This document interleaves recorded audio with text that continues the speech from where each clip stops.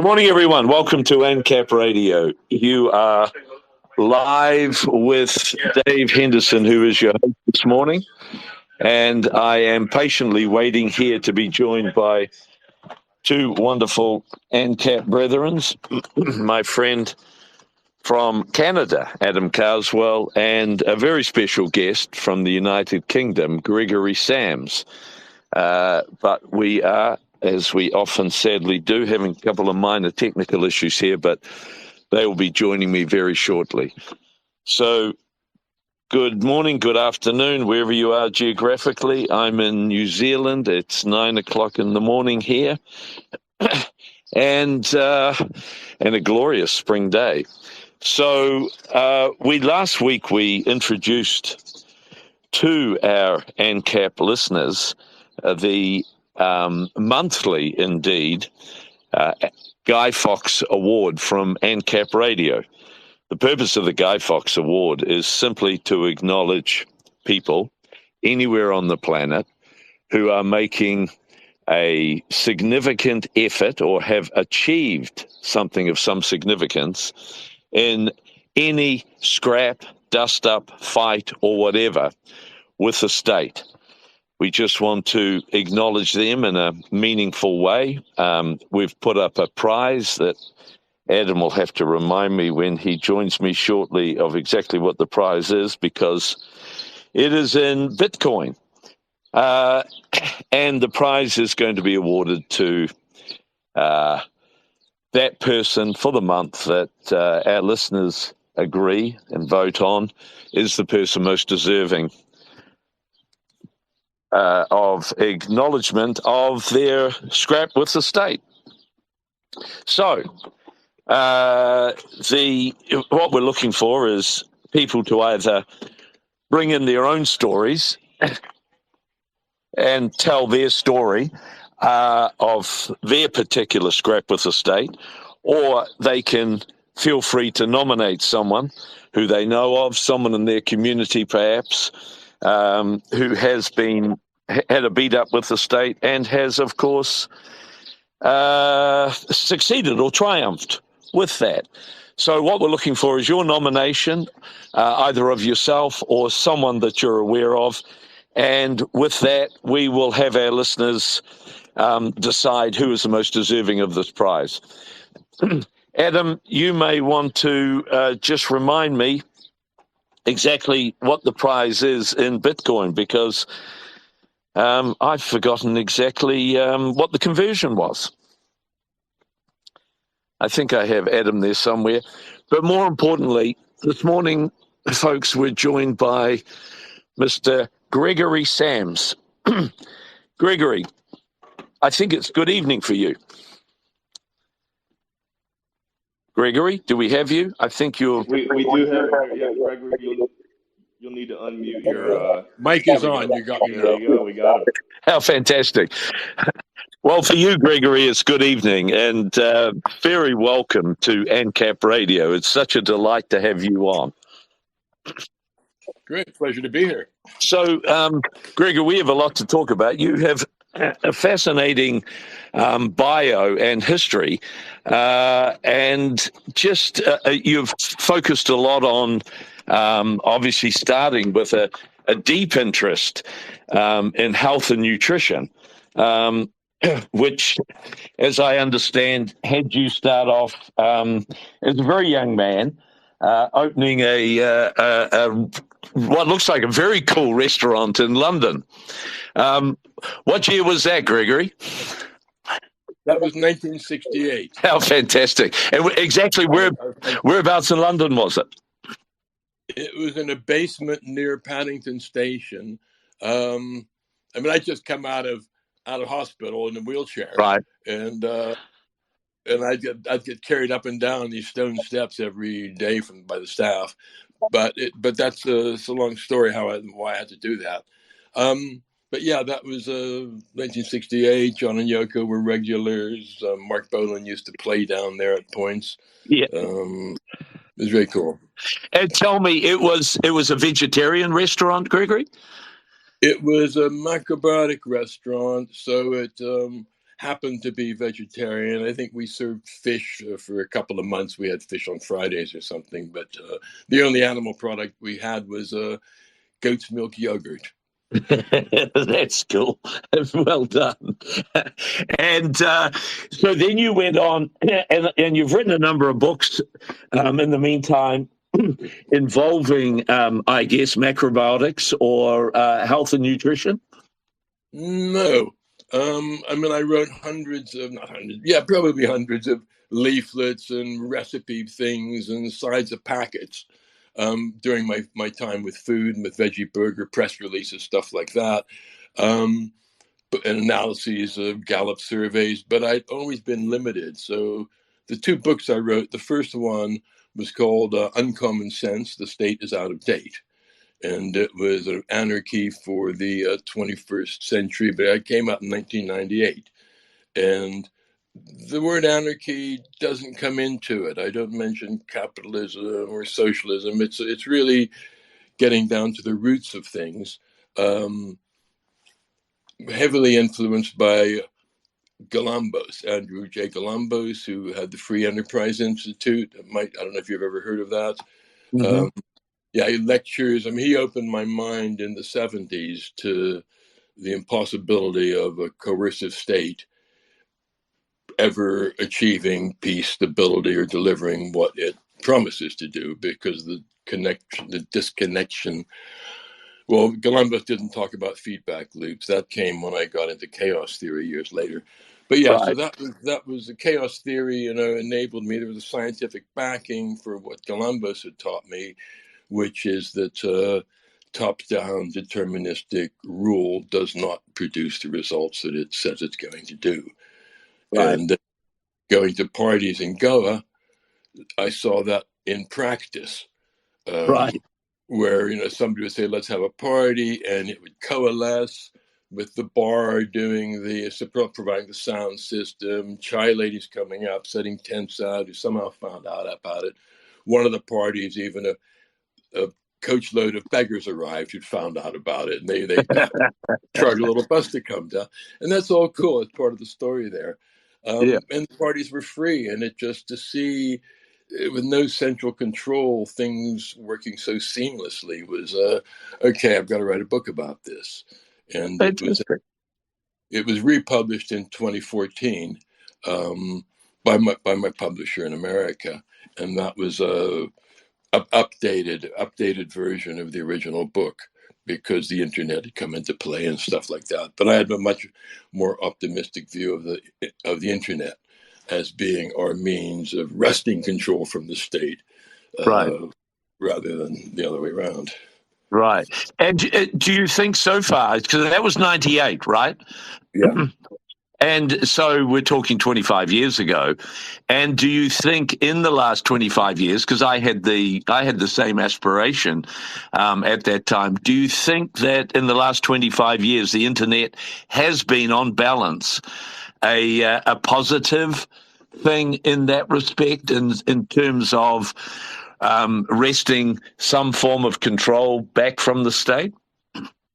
I think it depends what the argument is. I can always be the devil's advocate for the other side. Sure. Having been doing international foods, organic, since I became macrobiotic when I was like 16 years old. But right. I've seen the enormous growth. When the idea of meditation, of looking within, in 1966, was looking within, where your guts, your intestines, what are you talking about? Or chanting, or meditation, yoga. It was all alien. Right. And now there are, God knows how many women I know who are yoga teachers. And it's for every one person buying brown rice or organic carrots, then there's over 1,000 today. And that's, or meditating or doing yoga. And that's a massive positive increase, largely fueled by the internet and the ability to do that. Access to information, if you want to find out what's really going on in the or all sides of what's going on in Ukraine and Gaza, you can find out on the internet, not from the mainstream media. Yeah. So that's incredibly positive. On the other side, you've got, the sort of World Economic Forum, Big Pharma taking over the World Health Organization, trying to force us to take injections. And I mean, that's gotten much more horrendous as well. But the positive side really has soared. And one of the ideas in my book, Uncommon Sense, which I don't know what this prize is all about, but it was, I somehow got into a situation where I agreed with a friend of mine who did sort of spoofy, funny political parties and ran candidates to run a candidate for a parliamentary election. And I thought, fuck, an anarchist, what am I going to do? But I had to do something because I do keep my word. That was part of what Columbus taught. That's great. Right. I came up with the One Less Party. And it's one less politician. And right. what the candidate, this is, well, I'm not on sure. But so I'll read out the oath of the candidate. I understand if elected as a member of parliament, as an MP, at the forthcoming election, I undertake never to attend a session of parliament, nor vote on any issues whatsoever, nor partake in any parliamentary committees or fact-finding missions, nor in any way perform any of the functions of office associated with being an MP. I further undertake never to encash any payments forthcoming as wages, salary, or remuneration. I will never claim expenses, allowed or otherwise, for performance of functions I hereby swear not to perform. I will never employ or engage anybody on wages with regard to my position as an MP, be they relatives, friends, or total strangers. I guarantee that I will never misrepresent my consultants or the people in any way or pretend to represent them within the government and House of Commons. I will effectively do or not do everything possible in order to be simply one less politician. How sensational.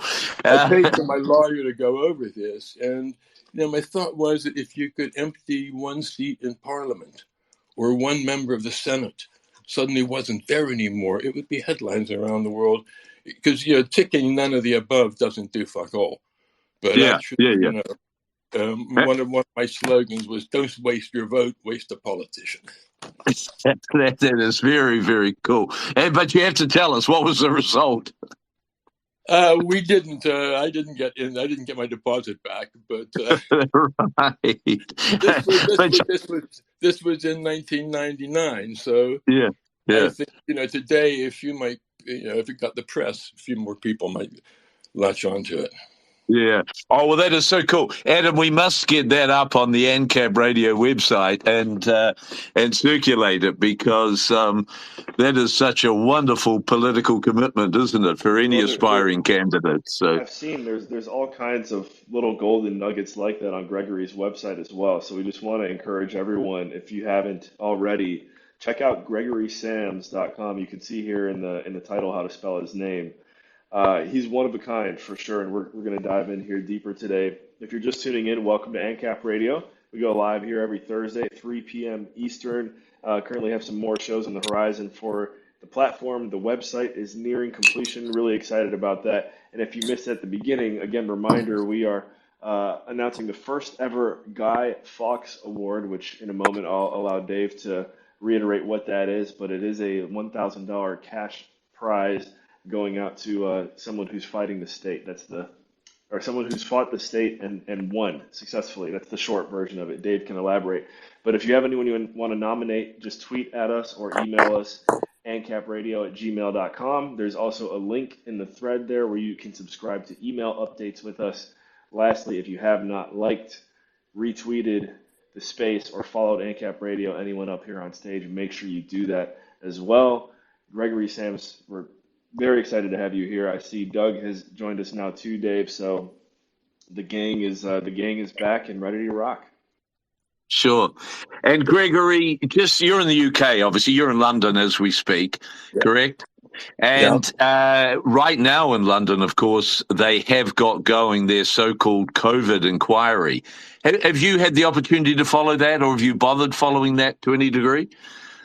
When they had, these sort of what they had zones like during the lockdowns. You had zone 1, Yeah. 2, and I was zone free. I mean, I didn't Right. lock down. I had dinner parties. Went out on with hundreds of thousands of people when you weren't allowed more than 6 in your back garden of your own family. Right. And the Right. police here were fantastic. I mean, they redirected traffic so that we could have the roads to ourselves. We had both sides of Oxford Street. Right. Virtually no arrests. I think one person got arrested. I don't know Right. what he did to do that. So the big deal here was when the Downing Street Partygate, Yes. because whether people made the conscious connection or not, the fact that they were ignoring all their rules at Downing Street, and not all dying, it meant that they kind of knew the rule. They must have known the rules were bullshit when they were put out. And that's why they dropped all the controls and mandatory shit here soon after that. And now it's starting to come out, and there's this weird time lag, when things a few years later, people don't kind of realize that it's still going on or about to go on. When people realize what happened at the Twin Towers, it's going to, oh yeah, but that was 20 years ago. I wasn't even born then. It's like when I grew up, I was living in London, like 4 or 5 years after the end of World War II, 1951 to from then for a while. Yeah. And, just the idea, I bombed out building sites were my adventure playground as a kid. Yeah. But you never thought about, well, there are people living here, their bombs fell. This was so current. It was like years ago. I hadn't even been born. And that's a strange phenomenon. Yeah. So what would be your view? I mean, is the inquiry has the potential to deliver any positive conclusion, or is it fundamentally, like most of these inquiries, just going to be forgiving the state? Well, there's been some good stuff coming out, actually, on how sort of random they were about passing some of the regulations, flip-flopping. Like it's coming out, they didn't really know what they were doing. Right. Boris Johnson didn't want to go for lockdowns. Yeah. When looking at the deep conspiracies, he really didn't want to. And he was given shit for that. So he kind of had to comply with what the press were crying for. And the people who control the press are probably the people who are also, getting the vaccines into us and the enslavement program. Right. And if you want to be prime minister, you have to do what the fuck the press is how they're portraying you. Indeed. So, you could never hope to be a successful candidate for presidency if you disagreed with anything Netanyahu was telling you to. Yeah, indeed. So, and of course, there's the court case, very high-profile court case at the moment against in regard to AstraZeneca and people who have been damaged by that vaccine. It's interesting. It's a few people, like I think one family, and then there's somebody else who's come in on it. I was just reading that today in the newspapers, which is heartening. I mean, I always thought the biggest hope to derail this whole damn process would be lawyers, wanting to make a fortune out of representing people and getting paid a percentage of the billions that could be gained for the deception that was going on. Because even though they had legislation that they said they couldn't be sued, if you've been dishonest and criminal, that doesn't count. That doesn't stop you from being sued. And I think, if we can take the process down, it would be, and the lawyers' lure of getting rich from it. But here, it was just a family doing it, which is encouraging. Yeah. Well, it's very encouraging. And the fact that, as you suggested, the media has actually appears to be covering it with some degree of sympathy for their cause. That's correct. Which is very heartening, isn't it? It's just a hope that it's the old, Leo Tolstoy story. If someone stands up and speaks out, boldly about their issue, then hopefully heaps of other people start coming out of the woodwork and either joining the action or the whole topic of vaccine damage starts to get some real currency, which it urgently needs to do, of course. So there's that, and it's also more and more likely that people know, one, two, or three friends who died suddenly and unexpectedly of heart attacks or brain hemorrhages, and right. That's and they realize that this hasn't been going on before the vaccinations. But I was just speaking to somebody the other day who was in that situation in a family, and half the family realized it was a vaccine, and the other half said it was coincidence. You're mad. Yeah. But half is a lot more than would have thought about that 3 years ago. Yeah. The issue that I've noticed in New Zealand, they're starting to get some currency, is the exacerbation of cancers. That people who were in some form of remission prior to being vaccinated are now experiencing a huge acceleration in their growth of their cancers, and which is there's no coincidence there. There has to be a causal link, and it should be investigated. Yeah. But and doesn't the NHS? It's around the world, but the UK is a wonderfully graphic example. The pigsty that it is and is in should just be screaming alarm bells to people, is why the state is incapable of running anything, let alone something as essential as healthcare. Yeah. With my organic natural living eyes, I'm aware of the fact that every year the NHS, we need more money, we need more beds, we need more doctors. Yeah. And one of the things they never need more money for is to start serving decent food in their hospitals. And they're feeding people the shit that's going to guarantee return customers. I mean, somebody has a friend of my father had a double or triple bypass surgery. The first thing they gave him was ice cream and coffee. I know. That would do more than all these other things they need money for, but they can't really figure out how to start serving. I mean, it's really bad food you get in hospitals. It's just appalling. I had my dear mother in hospital quite recently, and she subsequently died from her, not as a consequence of her visit there, and I would be going in to visit her, and the food that came out, you just wouldn't feed your dog, would you? It was just appalling. And I was talking to one of the doctors because I was complaining to him, about how can you expect people to get well, not only in that environment, but with that food. And he explained that in, I think, a 4-year course, it is in New Zealand, probably similar in the UK, that they spend half a day talking about nutrition. That's right. In the entire 4 years, and which is just appalling. And as you reflected on, I mean, all of these illnesses have a cause, and more often not, the cause is just incredibly poor nutrition and incredibly poor health habits. I mean, that's something that I was, touting, and from the late '60s onwards. As a lone voice, really. But now there's so much scientific evidence, so much knowledge of this being the case, and yet the medical industry still gets half a day in 4 years and no information of it. Yeah. And that, of course, as we know, so much of this is driven by drug companies, and for drug companies, the concept of nutrition is anathema because it's contrary to their prime purpose. Absolutely. Go on.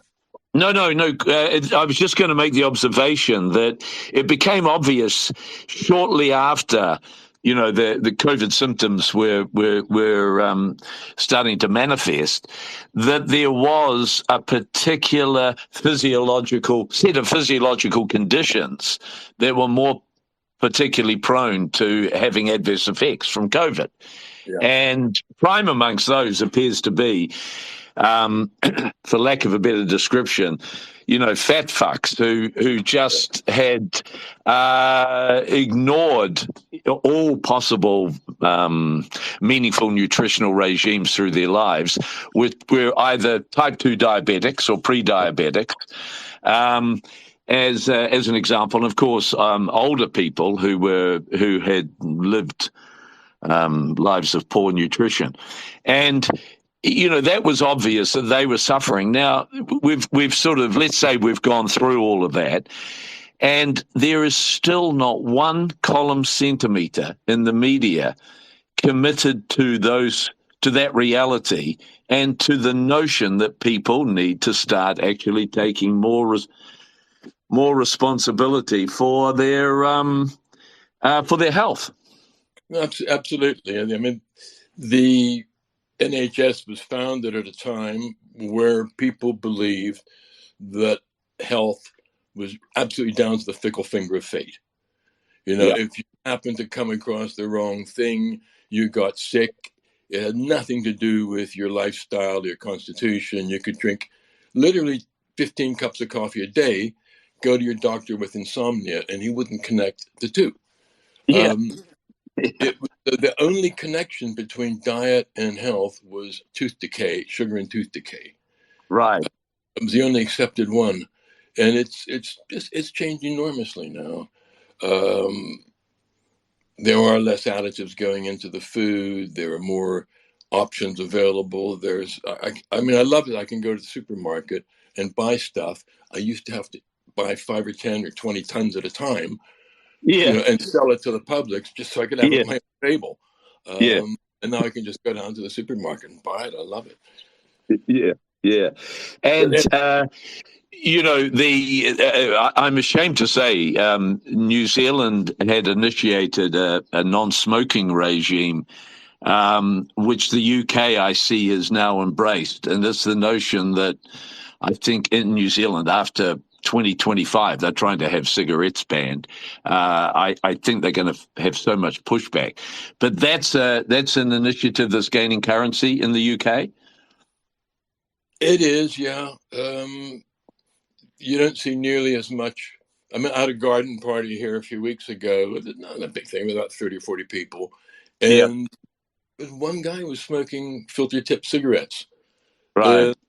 I don't mind. I smoked for years myself, and I'm no smoke in the house. But a lot less people are smoking, and the price is a bit ridiculous. One cigarette costs as much as a pack of 20 did when I was a young smoker. No, well, that's the same here. A COVID tangent there. At the beginning of it, when people were dying, the French had statistics showed that people who were smokers had more resistance, less likely to die from COVID. Exactly. Yeah. And the government banned the sale of nicotine patches, which was an easy way to get it, and just shut that whole kind of idea down because it was not. Isn't that hilarious? There's always a silver cloud there in everything, isn't there? And the other thing, Gregory, is, of course, there's been initiatives around the world, which I'm sure will eventually get more and more speed on, to introduce a sugar tax. Is that something you're seeing in the UK? Taxes. It's as I'm trying to think of the French finance minister's name. To Louis XIV, who was a famous French politician, and he was the Minister of Finance. And he said the art of taxation consists Yes, indeed. Consists in so plucking the goose as to obtain the maximum amount of feathers with the minimum amount of hissing. Isn't that delightful? Yeah. So tobacco is heavily taxed, but tobacco growers are subsidized. Talking about taxing meat and the whole agricultural animal food industry is highly subsidized. If it wasn't, you wouldn't need a vegetarian movement because people would go back to eating meat once or twice a week. Right. If it wasn't so heavily subsidized. I mean, you pay more for a liter of oat milk than you do for a liter of cow milk. And you think a cow's got to probably eat 10 or 20 times as many oats as there are in that oat milk to get a liter of milk. I mean, it's unbelievable. And that's subsidies and killing them when they're 3 years old.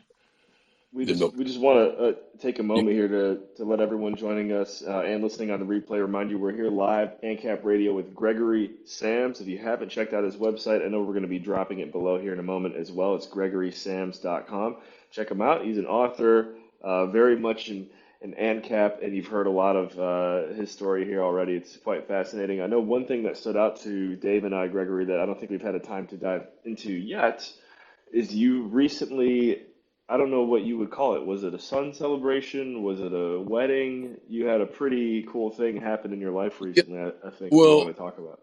I mean, before that, mention the book I wrote, the other book I wrote, which is reintroducing us to the sun, bringing the sun back in from the cold, because pre-Abrahamic religions, just about, not every religion, but the vast majority of religions in the world recognize the sun, the thing that brings us the light of life, as something that knew life itself. That's how I know you're friends with Graham Hancock, that right there.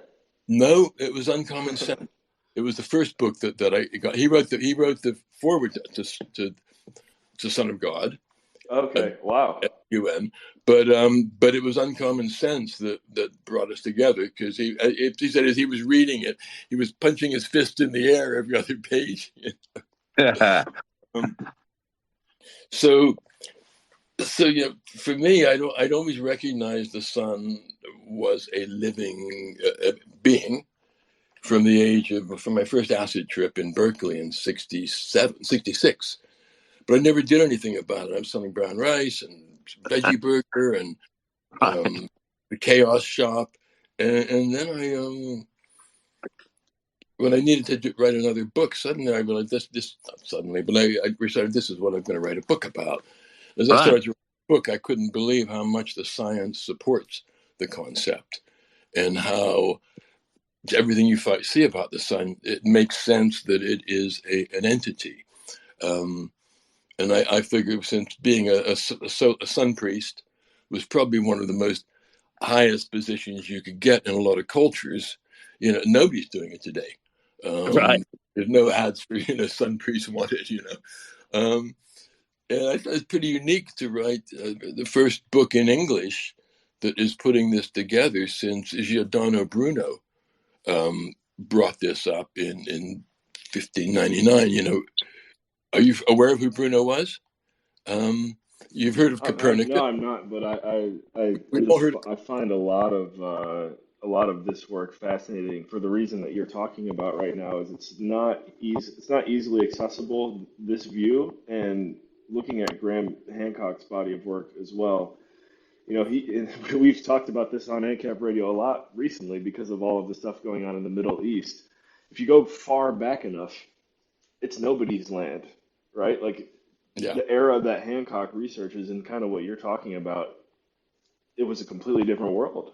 A city was as big as it got, as you were that was. But Giordano Bruno came in between Copernicus and Galileo. Okay. And Copernicus recognized that the planets rotated the sun. Yep. But still believed the sun was the center of the universe. Right. And Giordano Bruno, inspired by Copernicus,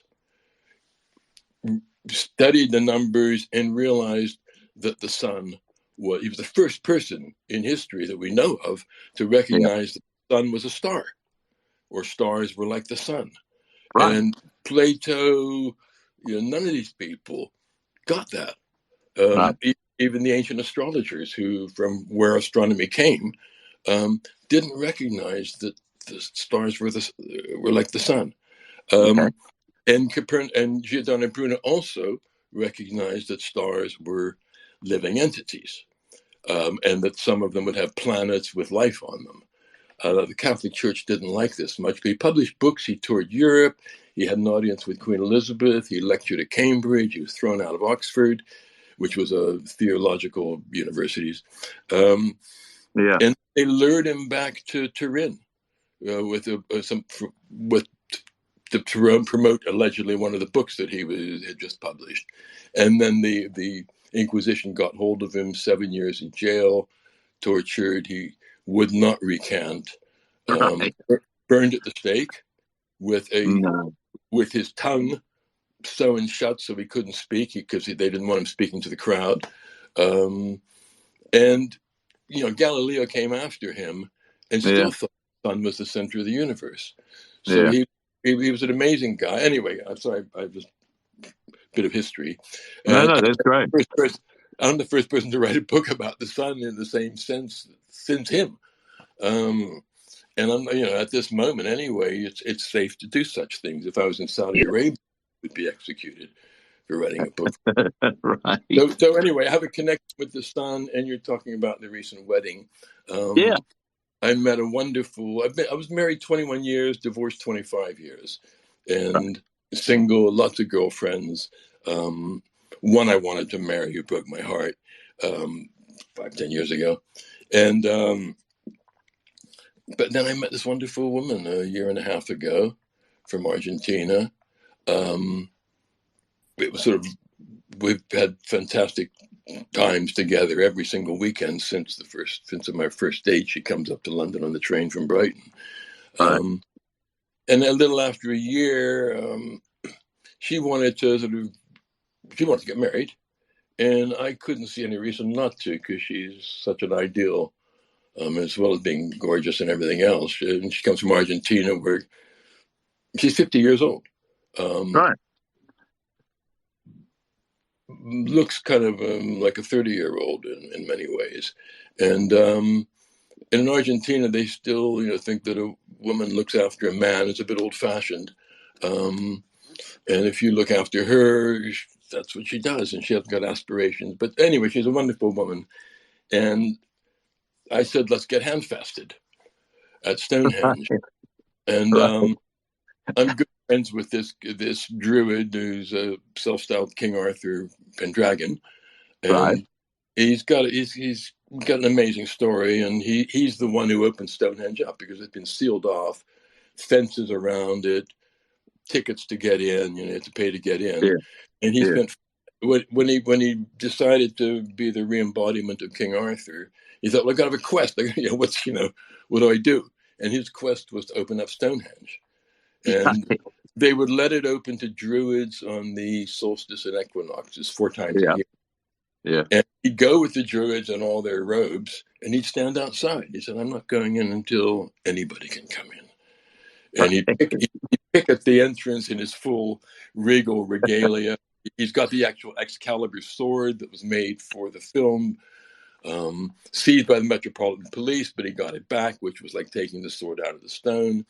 He stand there with a sign saying, don't pay, go away. And Japanese tourists would come up and stand next to him for photographs.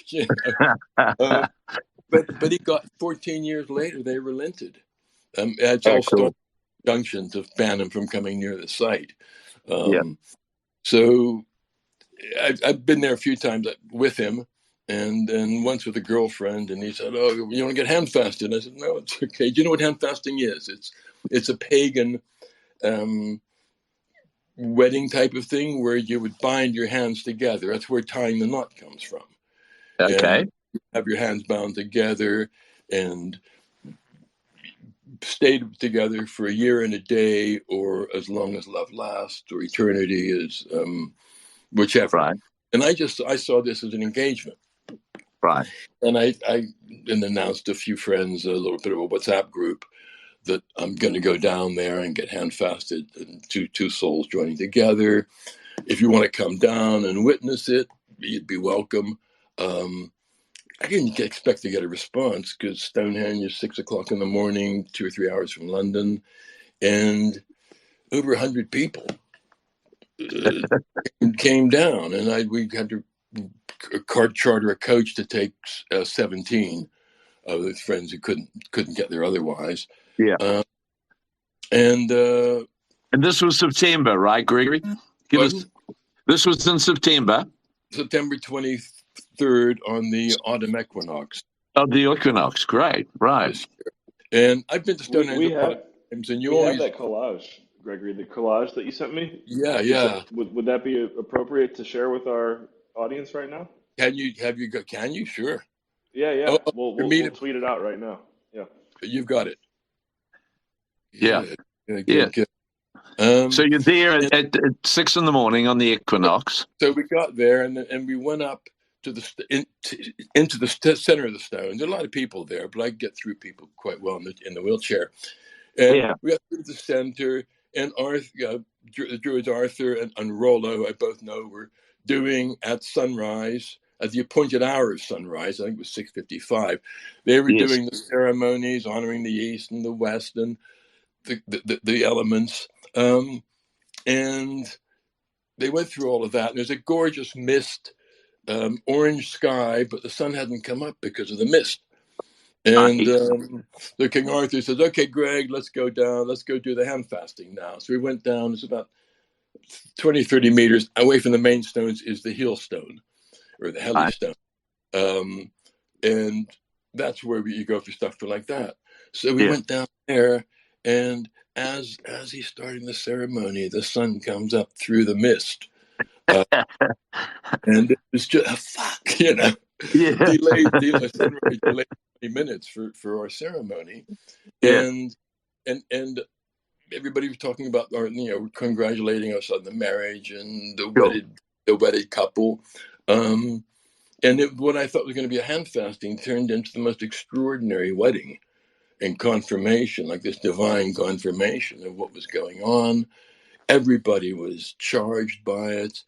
And in the center of that image, there's one of these stones.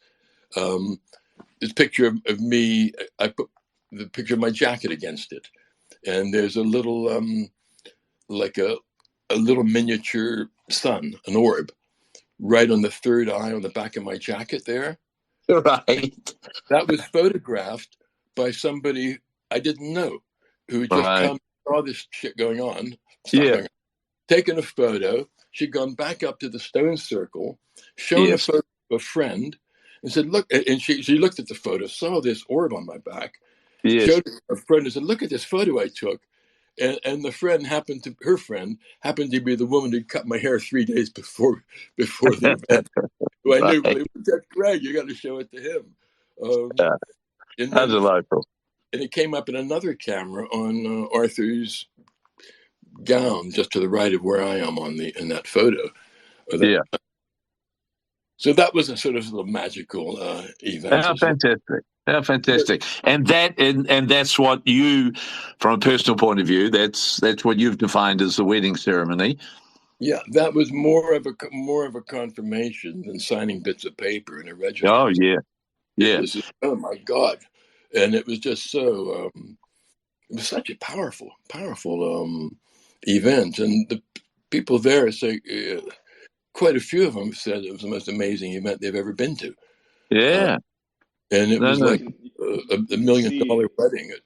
We have the collage that you sent over, Gregory, in the thread here. So for anyone who wants to just see some photos from Gregory's, what's the phrase you were using again? It's hand fasting. Hand fasting. Binding the hands together, tying the knot. Yeah. And Gregory, just as an aside, I trust you haven't gone off and acquired a marriage license or something from the state, have you? No. That's right. I might do in a year or two. Right. I don't know. I couldn't bring myself to fill out the forms. But I've always wondered why one needs to engage the state in something as intimate as a romantic relationship. But it's the thing when I die, I don't. I know. Take everything basically. Yeah. No. I know there probably is some practical reasons, but there's certainly nothing beyond that, is there? So, No. Well, um, Gregory, we got connected, and we know you through Doug, Doug Right. Casey, who's here with us right now. What was your original connection story with Doug? With Doug Casey, I was invited, urged by my friend John Sisk to get to his Eris Society meetings in Aspen, and he'd have these meetings once a year, and I went, and I was quite blown away by it all, actually, and just the audacity of what people were speaking about, um, and I liked Aspen as well, and got to know Doug through that. And the second year, I went the second year as well, and I gave a talk there on talk was on chaos theory. I also brought a talk on the nonviolent direct action, which was being birthed in England at that time. That I think I brought that to the first one. It wasn't an official lecture, but I showed stuff to most people because we were occupying, whole. It was extraordinary stuff that was going on, and there was something called the Battle of the Beanfield, which was extremely when people were trying to get to Stonehenge when they sealed it off, and police beat the shit out of people. I mean, it was really horrific, and they said, okay, we're going to continue to be free and do stuff we like, but how do we stop getting hit over the head? And they used to call it fluffy, and then it spread around the world. It got an acronym, NVDA. But they would do all sorts of means to stop the police from busting them and attacking them. And the first one I was at was this Claremont Road, where a whole road was squatted to prevent a motorway thing that was going to destroy all of that and cut 3 minutes off the trip to London. And at the end of that, they were there for about a year and a half, and there was a siege by the police, which took the police 5 days to clear because everybody was barricaded in the upper floors of the houses. The stairwells had been knocked down. People were bolted into holes in the ground, so you'd have to cut their arm off or dig the road up. And in England, they don't cut. It was really inspired stuff, and always being friendly and polite, and nobody arrested in this major, story. And one guy sprained his arm or broke his arm when he fell out of a platform or something. But and they would have universities, and people would come from around the world to find out how to protest nonviolently. And it was that. So I was talking about that, and that was cool.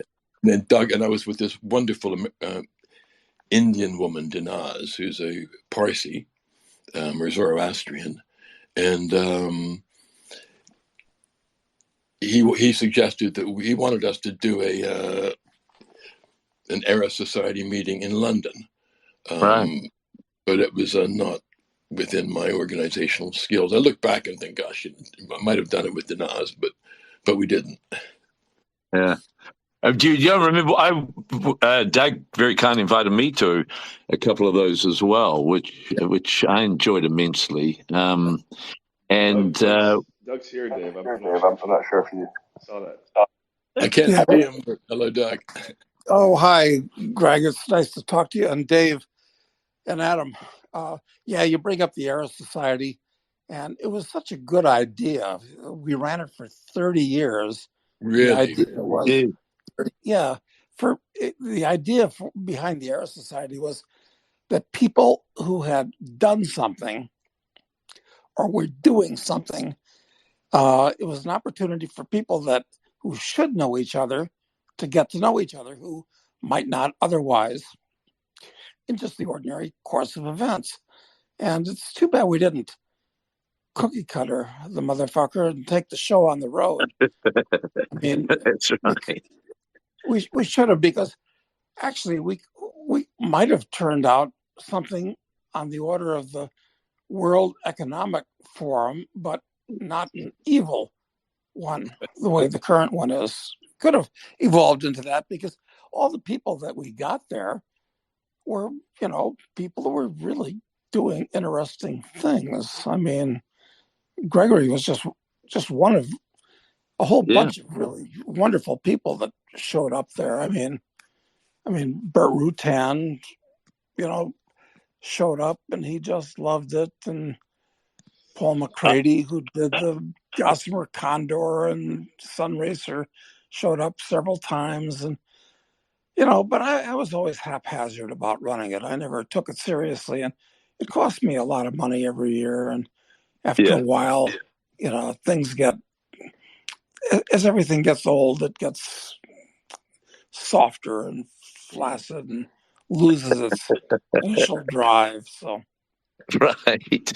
Well, maybe we could do it again with AnCap Radio, Doug. We could have an AnCap Radio event somewhere where we're inviting along all the characters that have turned up on here.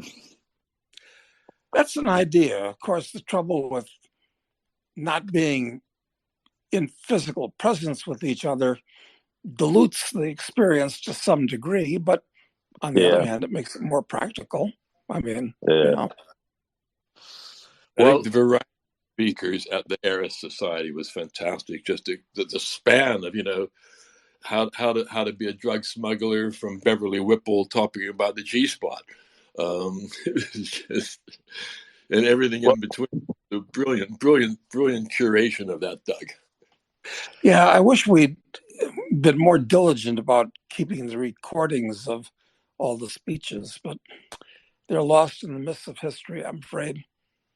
Well, I remember turning up there, and on one side, sitting at the conference, and on one side I had Ron Paul, and on the other side I had a woman whose name I can't remember, but she got up and spoke because she had written a book called The Ethical Slut. And she was telling her story of polygamy and or the polyamorous life and how that worked. And of course, both Ron and I had been sitting there the whole time with her there and engaging in a collegial and social way. And then she got up to speak, and of course, the topic was just sensational, and her talk was sensational. And and the diversity, of those social standings, if you like, and yet the commonality of people wanting to discuss in a very meaningful way, just a cool range of ideas. The Ethical Slut. I don't know who that would be. It sounds like the kind of book that Wendy McElroy would have written, but I don't know if it was her or not. I know. I'm sorry, I can't remember her name, but there you go. No, so it was a wonderful opportunity to discuss a diverse range of ideas, and I think we've got on here in a couple of weeks, haven't we, Adam? We've got Walter Block on. Who also inspired me as a very young man. He put out his book of Defending the Undefendable, and with that as well, just it's sparking some imagination about the practical applications of the AnCap philosophy, as opposed to just the straight philosophical discussion. You start to realize that the complete failure of politics is really a lack of imagination. People cannot begin to imagine a society and how it could exist without formal political or state structures. Yeah, that's so true. Just this morning, actually, I gave a speech by Zoom to a group of mostly German bankers and brokers in Munich. And they were kind of a stolid group. And I felt in order to get their attention, they all wanted to talk about where's the price of gold going. Yeah. I wanted to hit them between the eyes like you do a donkey to get its attention. And I wanted to talk about why Western civilization was collapsing. So, but on the other hand, Gregory, if you're right, and if all of the suns out there are conscious, then even Western civilization kind of pales by comparison, doesn't it? Yeah. I just think the stars were the first life form of the universe. And my particular theory is that there was no Big Bang, because the big whoosh, because it's the opposite of matter turning into energy. It was energy turning into matter. Right. E equals mc squared. And you can't really get our heads around it, but energy is a vibration. Light is a vibration that doesn't need a medium in which to vibrate, like sound does, Right. which was a very hard concept for science to grasp. It's also when you travel at the speed of light, time slows down and stops at the Right. speed of light. Everything is happening at once. There's no before, after, and present. Everything now. So it could exist without a universe, without a place to be, Right. and then coalesce into the universe. So if it was a big whoosh, you've got energy becoming matter, and the first thing the matter does is assemble into beings that are dispensing light. It's kind of like a rebirth, and then on Earth, that light goes into sustains all the life on Earth. So we're absorbing the energy of sunlight that's gone into plants or the animals that eat the plants, and then re-expressing it as the energy of life. Life is recycled sunlight, and it's just to think that this thing is dumb and an accident. I mean, you've also got the magnetic portal that NASA discovered a couple years after I wrote the book, which is a link between Earth and Sun. It's a diameter of Earth coming out of the Earth's magnetic field, connecting to the Sun's corona. And this is this link. Every 8 minutes, the two ends of it join up, and tons of high energy particles. That's because you've got the diameter of the Earth, so it's not a thick field, but are passed back and forth, and then they separate, and then they join again in 8 minutes, and this goes on. This isn't accidental stuff going on. It might be beyond our comprehension to understand what signals what's going on, but it's not random stuff. No, and it's well worth reflecting on, isn't it, Gregory? And it sort of puts into perspective the someone in Luton getting upset because someone got their pronouns wrong, doesn't it? Yeah, just slightly.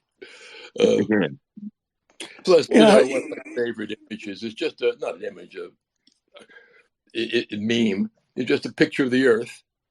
And Jake saying, "Do you see any borders?" Yeah, yeah.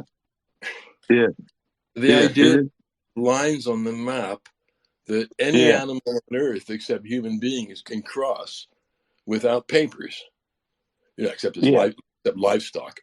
The idea you need some fucking piece of paper to walk across, a point of the Earth. It's so unnatural. And the idea that governments and rule from above is a natural way of being humans when it's only been going on for 4,500 years is absurd. We've been here for much longer, and of course Hancock believes in the belief. He's got a lot of documentation that there was advanced civilization before the Great Flood that wiped it out, which is documented in scores of different traditions. And yet, are you talking, Greg? Are you talking about, for instance, the sites that they're finding in Anatolia, like Göbekli Tepe, which dates back about 12,000 years or something like that? Yeah, and the idea that the people then had already developed the technology to build something like that. And then the mystery of why did they bury it? It was consciously, the whole thing was buried. It's a real, but poor Graham's been banned from the site. Like he's been banned from Egypt as well, because going against, he's looking at the evidence and coming up with quite rational conclusions that don't fit with the status quo. He's definitely onto something, and whatever you could do, one day, Gregory, to facilitate some type of intro or connection to here or to our group. I think Graham has an angle that changes everything with as far as what really matters in the world. You look at the Middle East conflict and everything that could have. It seems like modern history began 6,000 years ago, right? And Graham talks about here's what happened from 11,000 years ago and beyond, and a lot of it correlates with the sun. Just fascinating stuff. But I'm wondering, gents, if we were to do a live event, whether AnCap Radio or whatever you want to call it, where would be the ideal location? Because we've got New Zealand, England, Canada, U.S. all on the line right here, plus probably many more in the audience. Do we go to Uruguay? Where do we have this? We could have it at Stonehenge.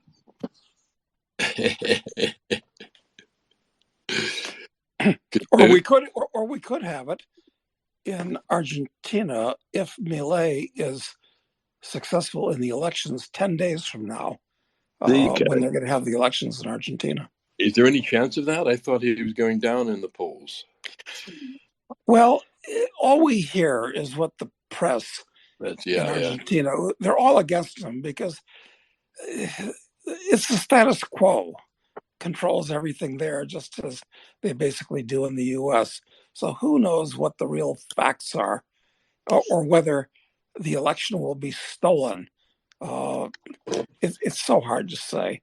But there really was a groundswell, or is a groundswell of mostly young people who were just fed up with these criminal politicians down there. So, God, I can't wait to see what happens. Yeah. I just want to mention, Doug, I'm coming to Argentina in January with my my bride for a month. So, good. Then I will definitely see you there. Will you stay in Argentina, or will you also come across to Uruguay? We might come to Uruguay. She's based in Buenos Aires, but that's after Buenos Aires. I either want to go north or south. Or somewhere else. She's talking about maybe going to Peru, but Uruguay it attracts me, actually, from what I've heard of it. I will definitely be in Argentina then and Uruguay, so we will get together then, Greg. That's fantastic. We're arriving on the 13th, I think, of January, and we got a month, so it'd be great. It would be great to get together. Good. That's very good to hear. So we are at the top of the hour here. Yeah. Dave, is that what you're signaling? Yeah. Okay. So we're going to go ahead and wind this down. We have the capacity to go a little bit longer. Dave, Gregory, Doug, are you guys have any flexibility right now? You bet. I have, Gregory. Okay. Yeah. Adam, we should just see if amongst all our listeners we've got anyone wanting to put a question to Gregory or Doug. Yeah, so we're going to go ahead and extend the space a bit here. If anyone in the audience has a question, comment, want to come up here, all you got to do is tap the microphone button there at the bottom, request to speak, we'll bring you up, ask your question, take it from there. Again, this is AnCap Radio. If you're not already following the Twitter page, make sure you do so. Everyone else here up on stage, and then take a look at the thread below. We've got Gregory's website in there, a very nice collage from his the hand what was it, hand ceremony? Hand fasting. The hand fasting ceremony is there in the thread. And we do have our first caller, so we'll go ahead and get him up here. See, Jaffer is calling in. We'll give him a moment to get connected.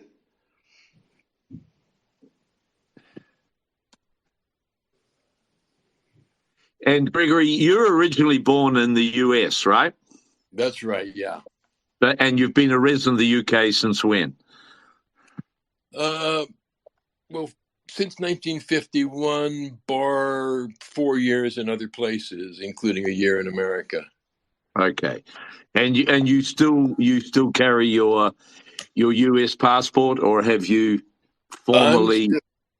I'm still a U.S. I'm still U.S. passport. If I could get an Irish passport, I'd go for it because they've never invaded anybody, or Right, right. Nobody's got it out for Ireland. But yeah, and English isn't particularly attractive to me. Yeah. I mean, I'm in London. You're a Londoner.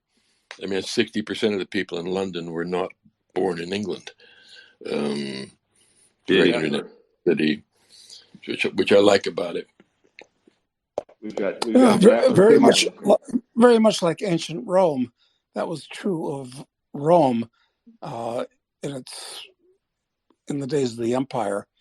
Also, the high percent, the greater percentage of them weren't from there. No, that's right. And I wonder what the statistics are in New York City. It's probably not dissimilar, actually. Yeah. Adam, we have Jaffer on the line. Right. Yep. Jaffer, you're on the line. Just let everyone know, where you're calling in from and what your question is.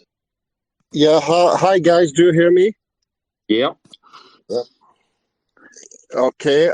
Something wrong with my mic. So if you don't hear me, just tell me in the comment. We can hear you, Jaffer. Yeah. We can hear you. You go for it. Okay. So hello, Greg. I have two quick questions for you. Yep. Yes. You hear me? Okay. Yeah, so you were talking about the sun, and my question is, what about your position about the purple dawn theory about Saturn, which is considered as a dwarf star? Second question about Stonehenge. What about the one or two hippies that vanished there? There's a long story about that. Are you aware of this? And maybe a third question about your position about what is developed by Zecharia Sitchin and his theories about the Anunnaki and things like that. Thank you. Saturn, I'm not familiar with. You're talking about being a lost star or something. Dwarf star. What I love about Saturn is that what I've discovered that two of its many moons are the shepherding moons because they manage the rings of Saturn somehow. I've just, for me, it's the prime thing is recognizing the intelligence that is existing in our universe, not just in the human brain, and when you find out that the moons of Saturn are regulating the rings, it's just my hat's off to the cosmologists who recognize these things. The second one, what was your second item? It said two hippies vanished at Stonehenge. Yeah, right. I think probably more than two. Did they just dematerialize, or were they never seen after they went to Stonehenge? I'm not sure, but sure. I'd like to know what drugs did they take. And what was the third question? What was the third one? Yeah, could you repeat the third one, Jaffer? Something I'm not familiar with. Right. I think, have we lost Jaffer? Have we, Adam? He's with us here. Looks like his Jaffer, your microphone is muted right now. He also sounded like he might have been driving, so sure. Make sure we keep him intact. Do you hear me? Do you hear me? Yep. Sure. Yeah. Sorry. The third question was about the theories developed by Zecharia Sitchin And there is a lot of things about Anunnaki stuff and antediluvian civilization, because you talked about that. And just before leaving, I want to advise you just to read the books of David Talbot, which is he's British, I think. He spoke about the Saturn theory and also about the moon. So just to let you know. Thank you. Okay, thank you. All right. Yeah, I'm not familiar with the name there, Jaffer, that you shared. Do you guys recognize it was Zachary? What was it? Zachary? What, Jaffer? Okay, Zacharias Sitchin. Zacharias Sitchin, a well-known scientist since maybe the 70s. He wrote a lot of books about antediluvian civilization, and he brought to the place the Anunnaki theory. He was maybe the first who spoke about that. Interesting. Yeah, try to look into that. Yeah, thank you. If you want to drop some links in the conversation below, that'd be helpful. No problem. Like Dave, usual, no problem. Yeah, Thank you, you. Jasper. Before I Thank forget, you. Bye. Dave, I want to make sure we give a proper another proper advertisement for the Guy Fawkes Award. Could you walk our listeners through again the premise of the award and well, to submit nominees, you guys can send an email to ancapradio@gmail.com. But Dave, go ahead and talk about the genesis of the Guy Fawkes Award. Well, of course, we're respecting the original aspirations of Guy Fawkes. And so the award is something that we want to be giving out every month for the person who has either succeeded or is well advanced in succeeding in resisting the state in some very constructive and meaningful way, no matter where they are geographically. And we have put up at AnCap Radio, we've put up a prize of, how much is it in Bitcoin, Adam? Because it's in Bitcoin, but we can compromise, can't we? And say it's the equivalent of $1,000, $1,000 US, that is going to go out to the person who has honoured the principles of anarcho-capitalism in a way, in a meaningful way, in resisting or having a successful scrap with the state. So we're looking for nominations, of course. Either nominate yourself and what you have been involved with, or nominate someone you know in your community or your country that has honored those principles. Well, that's kind of exciting, Dave. I mean, have you guys just hatched that now to give away $1,000 a month to somebody's proving themselves to? Oh, well, last week on the show, Doug, of course, was a couple of days off the anniversary, the 5th of November anniversary for Guy Fawkes, of course. And we're coming up actually to the 400th anniversary, aren't we, in a couple of years? And 1605, yeah. 1605, yeah. And so we decided, Adam and I made an executive decision on here that we need to both honor Guy Fawkes and keep encouraging people to be taking any steps they can to resist the state. And Gregory's been giving us a number of stories today that have been excellent in that regard. So we're calling on anyone listening in to either nominate themselves or nominate someone they know in their area, their region, their community, or whatever. And we can build up a collection of these as well, and we can get some of these people on air, Doug, to tell us their stories, because that's an important thing to celebrate, isn't it? I think it's a fantastic idea, because look at the currency that the Nobel Prizes have, and they're mostly given out to I'm talking about the ones for literature and peace and soft things like that. They're mostly given out to just horrible people. Yeah, so this is a nice idea. It's not $1 million, which the Nobel Prize is, but Got to start someplace. We'll get there, eh, Doug, eventually. So, Yeah. And we've had our graphic artist, haven't we, Adam, producing a certificate that will go out to every winner that you would far rather have on your wall than a Nobel Prize on your mantelpiece, wouldn't you? So, Yes, the award's looking great. We'll probably drop some teasers on the Twitter page here soon, but something you would want to hang up for sure. Perhaps, since correct me if I'm wrong, maybe I'm confusing this with Olympic medals, which are only gold plated and are not real gold medals, which is kind of cheesy, I think. But right. do they give you a medal or something like that for the Nobel Prize, or what do they give you other than the money and eternal shame? I have no idea.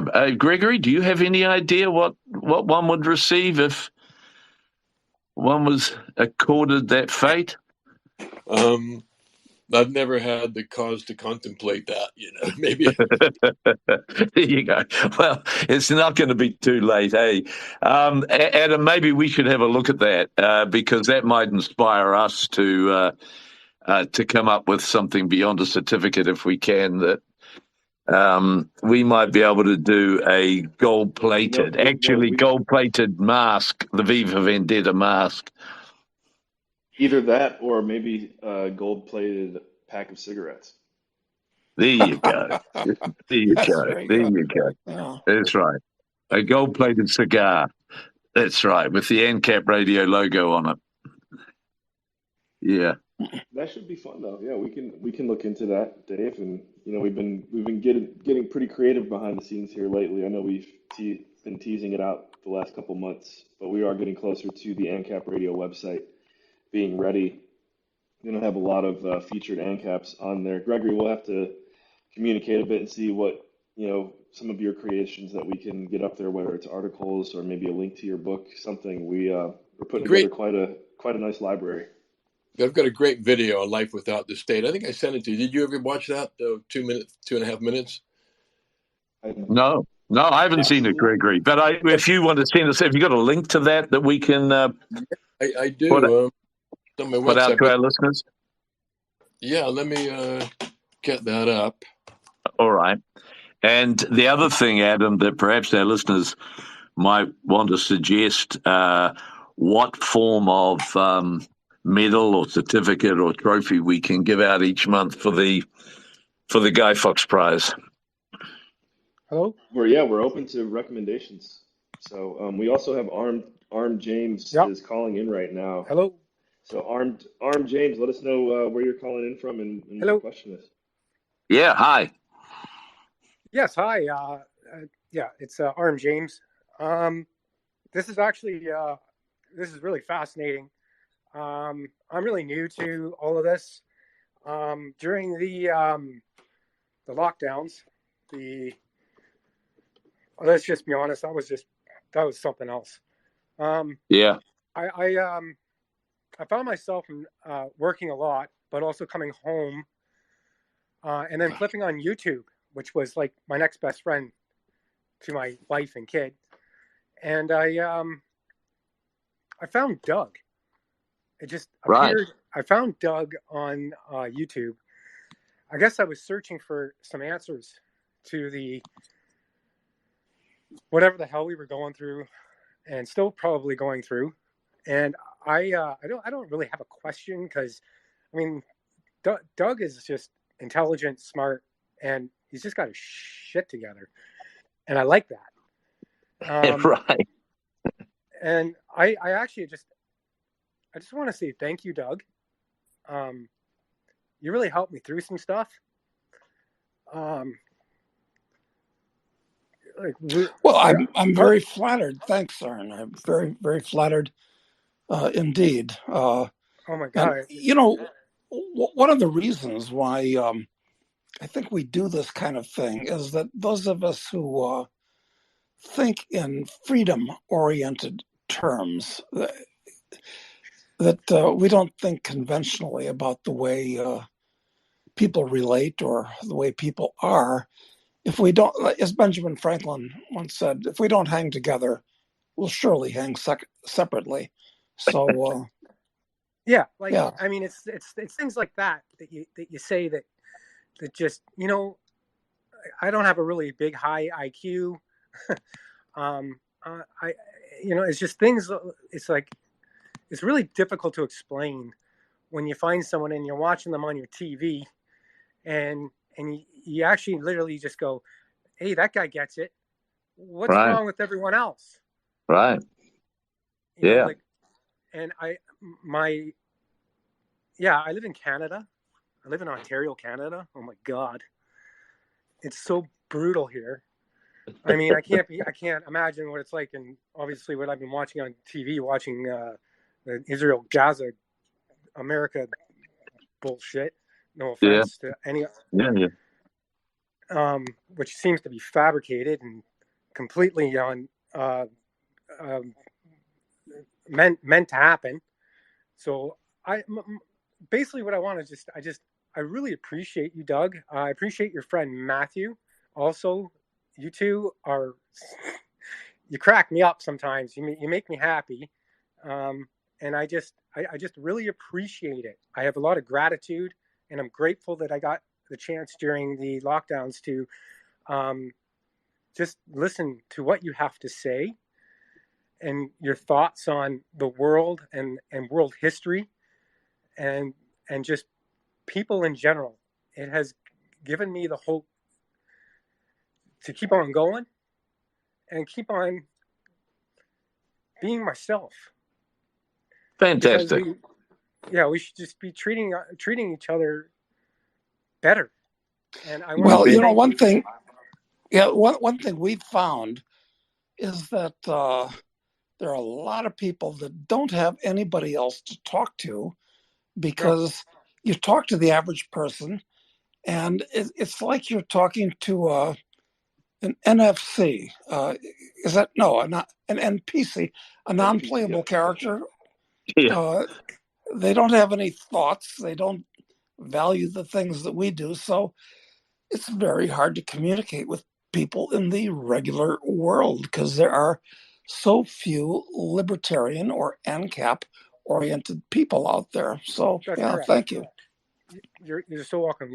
I don't want to take up any more of your time. I saw that this thing was live, and I'm like, I got to get on here. If I don't get on here and say something, and whoever's hosting this, thank you so much. I really appreciate that. And you make sure you come back on, James. You were talking yourself down about your IQ, but I think it's a fundamental IQ test as to whether people can get the AnCap political philosophy. Because if you can't get that and you can't get the morality of it, then you have little chance of getting anything else of value in life. So you shouldn't talk yourself down. And well done for embracing all of this and your acknowledgements. Well, I'm sweating just talking. I'm in my basement right now. I'm just by myself. My daughter's upstairs. I just picked her up from School Factory because, no offense, I'm not trying. Well, it is. It's ridiculous. Yeah. Oh, yeah. Totally. It's ridiculous. Isn't it? Hey, James, you give me hope, because I know this sounds crazy, but I just relocated to Ontario, and I know there's some real ones out here. I talked to a friend Doug connected me with, actually. I'm sure you guys know Morgan. He lives out in BC. He's on some of our calls that we do. And anyways, Morgan said, all you got to do, James, is just throw a little fly in the water and see how people react. And what he means by that is, he's kind of built up this community where he lives in BC now, where like-minded people get together. And it all started with him sarcastically saying when his neighbor was visiting, he bought like a new refrigerator that was like a Samsung refrigerator. And he joked and he said, "Oh, this is my WEF refrigerator." And they picked up the joke and they've been best friends ever since. So those are the things that you got to do to find your people. I'm just trying to find like-minded individuals that have an empath type of mind and feeling as I do, when you walk past somebody, like when I'm watching Doug on TV, it's like watching him, like I'm listening and watching a movie star, because the other people they're just entertainment. They Right. keep you distracted, like, Yeah. and I'm just so grateful that these last few years that I've been watching Doug and Matt, and I'm just overwhelmed with the amount of people that, like, the libertarian do as you're told or else.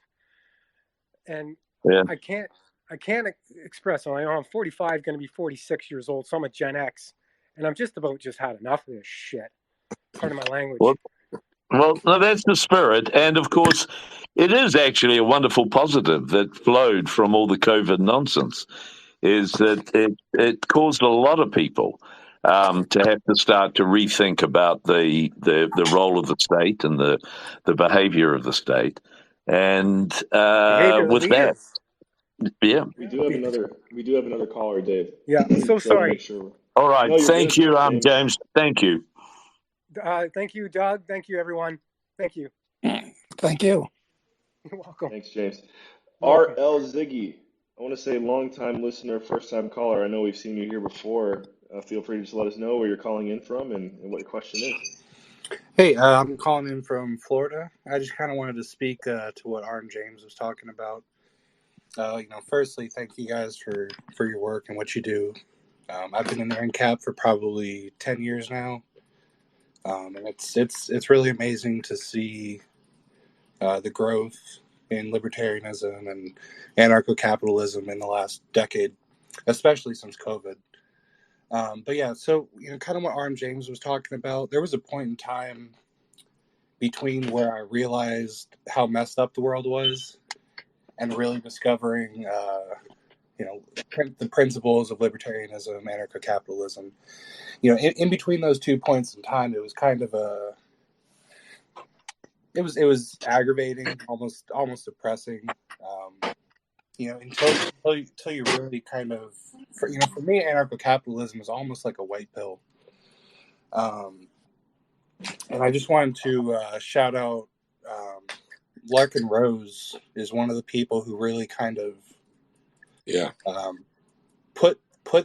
worded things into a way that was easily digestible, and especially to the point where that Arn James was talking about. It's like, why don't other people get this? And it really has to do with the conditioning that we've all grown up with. So I do highly recommend just looking into Larkin Rose. It's he was a big factor for me, kind of learning about anarcho-capitalism and kind of going from the doom and gloom to kind of seeing the hope for humanity. So yeah, that's pretty much all I wanted to say. And thank you guys for what you do. Oh, that's very kind. Thank you. And don't forget to make a nomination, Ziggy, to the Fine Guy Fawkes Awards if you know of anyone in your immediate area who is railing in a productive and successful way against the state. I think you might want to even nominate Larkin there, Ziggy. Yeah, he would be a good candidate. I don't necessarily know anybody in my direct area, but I did comment in the thread for this chat. Cody Wilson, I think, is somebody that comes to mind when we talk about the Guy Fawkes Award. The guy who has created the Ghost Gunner and kind of paved the way with legislation and technology, really getting that technology into the hands of the people. So Okay, that would be my nomination, is Cody Wilson. Okay, great. Thank you. Thank you, Ziggy. All right, we will start to wind this down. Before we do, Gregory, we definitely want to make sure we let everyone know the best way to follow you and keep up to everything you're working on. So is your website the best place? Google Gregory Sams. The website will come right up, and that's the best way to do it. The book on the sun is called Son of God, S-U-N of God. And the state is out of date is the upgrade to my Uncommon. Love it. And Gregory, thank you so much for being here today. You've got a mountain of interests that we would love to explore further with you. So we'd love to have you back on again, and we'd be keen to talk to you sooner rather than later, just about the inquiry in the UK into their COVID responses, and also into the court case. The AstraZeneca court case, to follow up on that. So there's much there to discuss and much of interest to our listeners. But thank you for being here today. It's been fantastic talking with you. It's been a pleasure. Cool. All right. Adam? Well, I was going to say just quick recap as well. If we could just go through Gregory, Dave, Doug, just what stood out to you the most from today's conversation. What was your key takeaway, Gregory? My key takeaway. I've enjoyed it. It's good to know that to be with like-minded people. Yeah.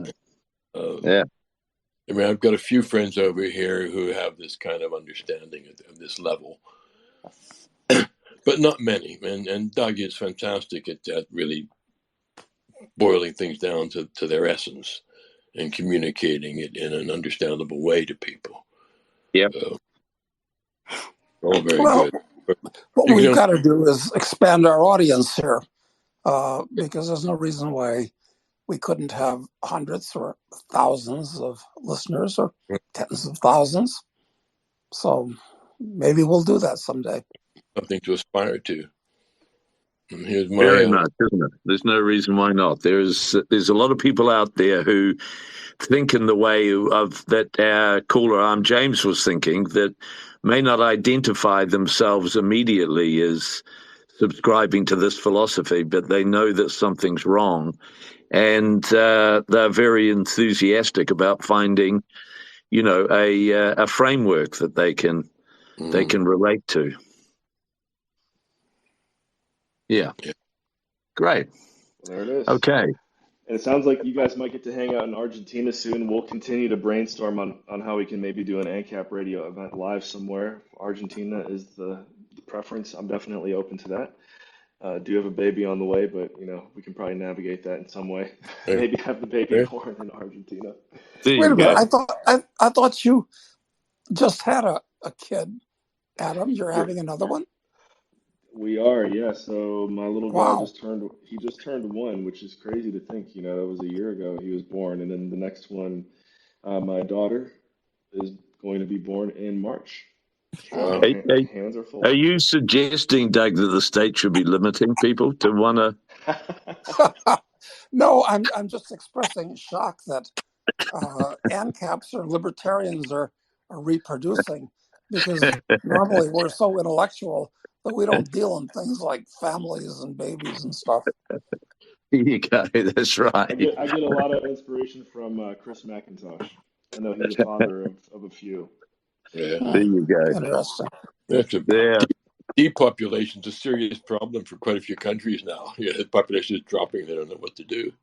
Isn't it? Yeah. Mm-hmm. Cool. Anyway. Awesome. Well, gotta spread those COVID shots out more widely so it'll depopulate even faster. Oh, there you go. Well, Jeff Berwick would agree with us on that one. And I'm sure we'll have him back on here soon, too. Go ahead, Gregor. No, this is the other possibility for your gold award. Gold of the we can gold see Acapulco variety. Greg here on Zoom. He has a very healthy-looking marijuana bud that he just. It was actually Acapulco Gold. So. Acapulco Gold is what it is. There you go. That's funny. That's great. All right. Well, thank you, guys. And thank you to all our listeners, and look forward to hearing everyone back on 3 p.m. Thursday Eastern next week. And Adam, you've got a guest for next week? Next week, we'll be joined by John Leask. We will have his bio posted soon. I know he's an investor, pretty well traveled as well. He was brought into our network through Sven Lawrence, who spoke about SARK maybe 2 or 3 That's right. weeks ago. So John will be And joining us. We then, have some more. Go ahead. and then the week after that, if we can overcome a couple of technical hitches, we'll have Walter Block, who is a delightful and long-term anarcho-capitalist and well-known author, and he's currently he has tenure at the Loyola University, I think, doesn't he, Adam, in New Orleans? So if we can get him on Twitter, then it appears we'll have him on pretty soon. Right, and as Adam mentioned at the start of our show, that we're working furiously on our own app and own website, so we can be quite autonomous. That's right. So again, thank you, everyone. All right, gents. Again, if you haven't already, make sure you follow AnCap Radio, follow Doug, Dave, Gregory as well.